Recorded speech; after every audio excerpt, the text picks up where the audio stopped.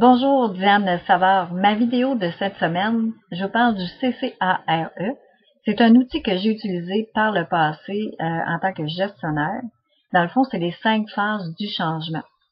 Alors, pour ceux qui me connaissent, bonjour, bienvenue. Je suis très heureuse de vous avoir aujourd'hui avec moi. Pour ceux qui ne me connaissent pas, je suis contente aussi de vous avoir avec moi. Puis, je vous invite à visiter mon site web à www.dianesavard.com si vous voulez en savoir un peu plus sur qui je suis et qu'est-ce que je fais. Alors, pourquoi je vous parle de cet outil-là qui est le CCARE?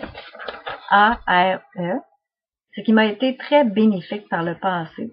Il m'a aidé à me situer par rapport au changement, donc les 5 phases du changement, en lien avec les employés. Cet outil-là peut être utilisé dans vos projets personnels aussi, parce que c'est vraiment 5 phases de changement, 5 phases d'acceptation par rapport à ce qu'on veut mettre en place. Donc, pourquoi je vous en parle aujourd'hui? Parce que par le passé, ça m'est arrivé, par expérience, d'annoncer, de vouloir intégrer un nouveau produit, d'intégrer un changement, un nouveau projet, puis de me rendre compte, à un certain moment donné, que j'avais l'impression de faire du surplace. Donc, je me disais, voyons, je l'ai dit, j'ai annoncé le changement, j'ai donné de l'information, puis, bon, j'ai répondu aux questions. Puis là, moi, je suis rendue à l'étape de corriger puis de réévaluer. Puis j'ai encore des employés qui sont à me questionner puis qui me demandent encore des explications. Donc moi, je me suis vraiment remise en question, même ça m'a fait vivre des moments de frustration parce que je comprenais pas qu'est-ce qui se passait. À partir du moment où j'ai pris connaissance de cet outil-là puis que j'ai commencé à le mettre en place, j'ai compris qu'est-ce qui se passait. Donc, on va les passer une par une. Le CCARE, comme je vous disais, c'est 5 phases de changement. Donc, la première, c'est le connu, c'est de donner de l'information aux individus, aux équipes, sur ce que vous voulez intégrer comme changement, sur ce que vous voulez intégrer comme projet. OK? Ça s'applique sur tout ce que vous voulez faire. Ensuite, la deuxième étape, c'est le connu, c'est de donner des explications. Donc, c'est donner le sens, on s'en va où avec ça, à quoi ça va servir, pourquoi on fait ça, comment on va le faire, et à quoi ça va servir. OK? Donc, la deuxième étape. La troisième étape, c'est vraiment de l'acceptation, on est rendu à l'étape d'acceptation et de confrontation. Ce que je veux dire par là, c'est que moi, ce que j'ai vécu dans le passé, c'est que quand les gens me questionnaient, quand j'étais rendue à cette étape-là, puis que les gens me questionnaient, j'avais comme l'impression qu'ils n'adhéraient pas à ce que je voulais intégrer. Ils étaient plus à l'étape de me confronter pour me faire savoir qu'ils ne voulaient pas adhérer. Puis au contraire, ce que ça veut dire, c'est qu'ils ont déjà un pied dans le changement. Ça veut dire qu'ils veulent embarquer, sauf qu'il leur manque des informations, puis il leur manque des explications. Donc, c'est pour ça qu'ils posent des questions. Ils sont en train de vous donner le signal que oui, ils veulent avancer. Ce qui peut arriver aussi, c'est que à cette étape-là, c'est que on vous confronte.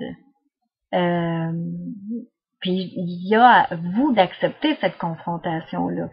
Donc, ça peut être des éléments qui soient remis en question. Des questionnements que les employés peuvent vous poser, qui vont vous faire vous remettre en question par rapport à ce changement-là que vous voulez intégrer. Puis c'est correct, c'est normal, c'est une étape qui est à franchir. La quatrième étape, c'est de respecter. Ça veut dire que les gens respectent ce que vous voulez mettre en place, puis en même temps, vous respectez ce qu'ils vous ont, la remise en question qu'ils vous ont permis de faire. Ça veut dire que c'est à ce moment-là que vous allez corriger le tir en fonction des échanges que vous avez eus avec les individus ou les équipes. Et la cinquième étape, c'est l'effet voulu, c'est la réévaluation. Donc, vous êtes rendu à l'étape de dire, bon, est-ce que j'ai l'effet escompté du début? Est-ce qu'on doit réévaluer? Ce qui est important avec le CCARE, c'est que vous allez vous promener dans chacune des étapes. Et ce qui va vous aider, c'est que si vous êtes rendu à l'étape de réévaluer, ça veut dire que vous êtes rendu à la cinquième étape et que vos employés sont toujours, eux autres, dans le A, qui est de l'acceptation et le questionnement. Mais à ce moment-là, on a skippé les étapes. Il faut revenir avec nos employés. Ce qui peut arriver, c'est que Ils ont besoin d'avoir un peu plus d'informations. OK? Ils ont besoin de plus d'explications parce qu'ils ne sont pas en mesure d'aller plus loin. Ils sont comme bloqués.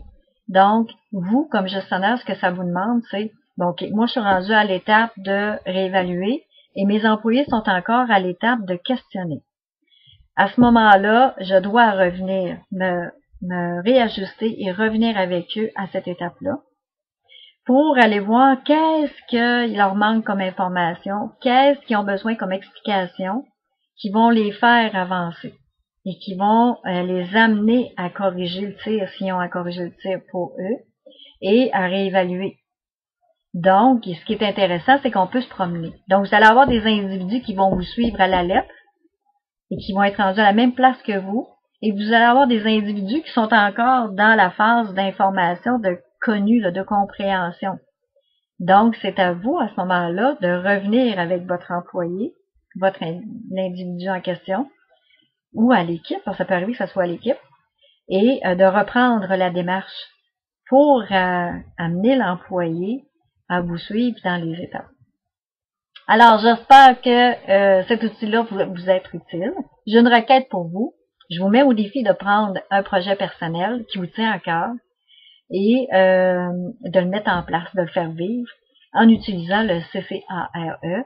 Puis, je vous invite à m'écrire vos commentaires de ce que vous avez aimé, de ce que vous n'avez pas aimé, mais en tout cas, vos réflexions. Et en même temps, si vous avez des sujets que vous aimeriez que je parle dans mes vidéos, ça va me faire plaisir. N'hésitez pas à m'écrire à info@commercialdianesavard.com. Puis pour ceux qui veulent aller plus loin avec moi, ben, je vous invite à demander une séance gratuite tout de suite. Vous allez avoir toutes les informations sur mon site web à dianesavard.com. Au revoir.